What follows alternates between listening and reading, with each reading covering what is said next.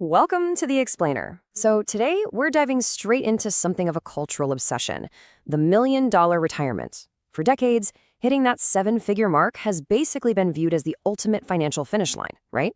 Like the exact moment you can finally kick back, relax, and literally never worry about money ever again. But in today's economy, we have to ask, is that actually still true? Well, today we are going to break down exactly what it takes to cross that finish line and, more importantly, how to stay comfortably retired once you do. Here is our roadmap for today. First, the $1 million question. Second, unpacking the 4% rule. Then we'll look at lifestyles, locations, and costs. Fourth, avoiding common retirement mistakes. And finally, making your money last. Okay, let's jump right into part one, the $1 million question. So, is $1 million still the holy grail of retirement? I mean, it's the question on everyone's mind. But here's the honest truth. Treating $1 million like this absolute ironclad guarantee of a stress-free life, well, it's kind of outdated. Don't get me wrong. Hitting seven figures is an incredible achievement, absolutely massive. But we really need to reframe how we look at it. It's not the finish line. It's just the starting point, and it needs some serious context. And here is that context. Reality check time. Having abstract wealth on paper means literally nothing if you aren't accounting for modern economic realities. I mean, the purchasing power of $1 million today is definitely not what it was 20 or 30 years ago. It just isn't. Your everyday lifestyle choices, that silent wealth killer we call inflation, your tax bracket, and, oh yeah, unpredictable healthcare costs, these are the actual forces running the show. A seven-figure milestone looks amazing on a bank statement, for sure, but it's these real-world variables that actually dictate your comfort. Moving on to section 2, unpacking the 4% rule. $40,000.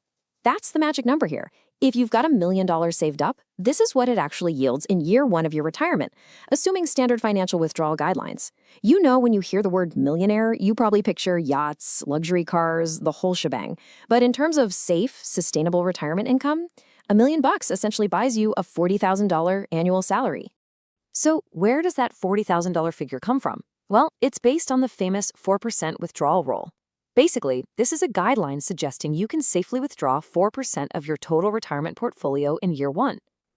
Then, you just adjust that amount for inflation every single year after that. The idea is to help ensure your savings stretch across a full 30-year retirement. It caught on like wildfire because, frankly, it's super simple to understand. But, and this is a big but, it's just a guideline, not a law of physics. Its limitations become pretty obvious the second the stock market starts getting choppy. Now, I know what you're thinking. Living on 40 grand a year might sound a little tight, depending on your setup. But here is the good news. Most retirees don't just rely solely on their portfolio. You layer it. You take that $40,000 and stack it on top of Social Security benefits, maybe an employer pension if you have one, or even passive income streams like rental properties. Heck, a lot of folks even take on some part-time work just to stay busy. By combining your portfolio with these other income sources, you suddenly create a complete and honestly, a very comfortable financial picture. All right, let's get into section 3, lifestyles, locations, and costs. When it comes down to it, your personal choices matter immensely. It's like a giant puzzle. If you're someone who adopts a frugal lifestyle, sticks to a strict budget, and you're flexible about where you live, $1 million makes for a highly feasible retirement. Even an average middle-class lifestyle in an average-cost area is totally doable. You can even live large, travel, the extras, you name it, if you're willing to settle down in a low-cost state. But if your dream is retiring in a major hub like New York City or San Francisco, well, that $1 million becomes a lot more challenging, simply because your basic needs are going to eat up almost all your funds. It truly is a tale of two retirements. Comparing a low-cost state to an expensive coastal city is literally night and day. When you're on a fixed income, massive geographical impacts. We're talking local taxes, skyrocketing property taxes, general housing costs. In places like New York or SF, they will completely devour that $40,000 baseline we talked about earlier. I mean, simply moving a few states over can literally be the difference between struggling to keep the lights on and taking multiple vacations every single year. That brings us to section 4, avoiding common retirement mistakes. So what are the traps that catch so many smart people off guard? Well, first up is overspending in the early years. People often call this the go-go phase. You finally have all this free time, you want to travel, buy the toys, whatever.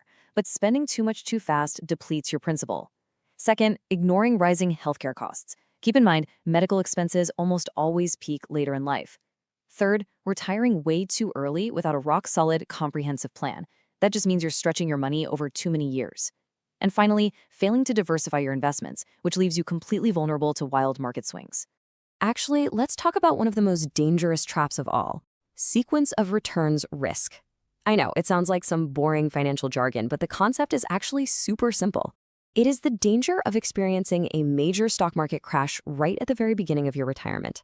Think about it. If the market crashes in year 20, whatever, you've already had 2 decades of growth. But if it tanks in year 1 and you're actively withdrawing money while your portfolio is down 20%, you are permanently locking in those losses. It completely damages the longevity of your portfolio. Okay, so how do we actually fix that? Well, flexibility is your absolute best friend here. To manage that sequence of returns risk, you have to be willing to adjust your withdrawal rates during those market declines. Maybe you pull out 3% instead of 4% during a bad year. This also highlights exactly why you must maintain adequate cash reserves. You want to be able to spend cash instead of selling off stocks at a loss.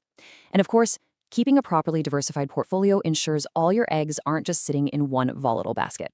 And that leads us right to the other major hurdle, which is longevity risk. This is exactly what it sounds like: the financial risk of actually outliving your savings.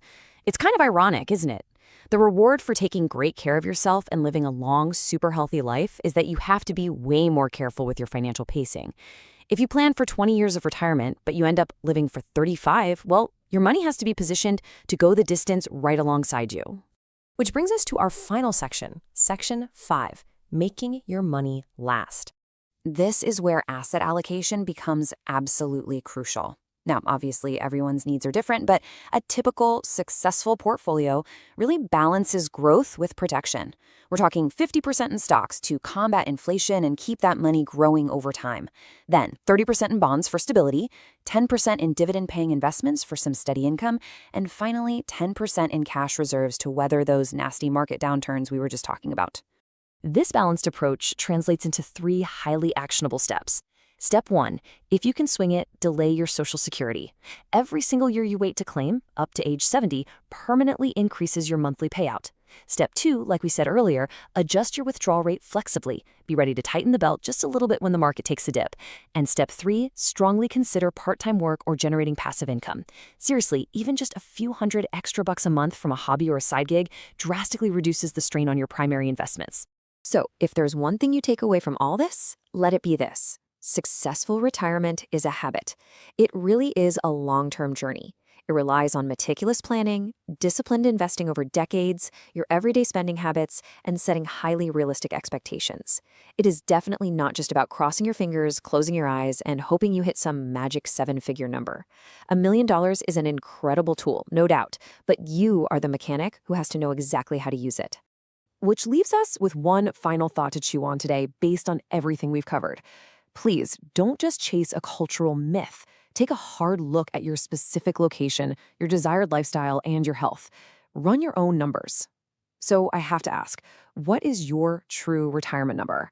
Thanks so much for joining me on this explainer. I really hope this gave you a brand new perspective on your financial journey. Catch you next time.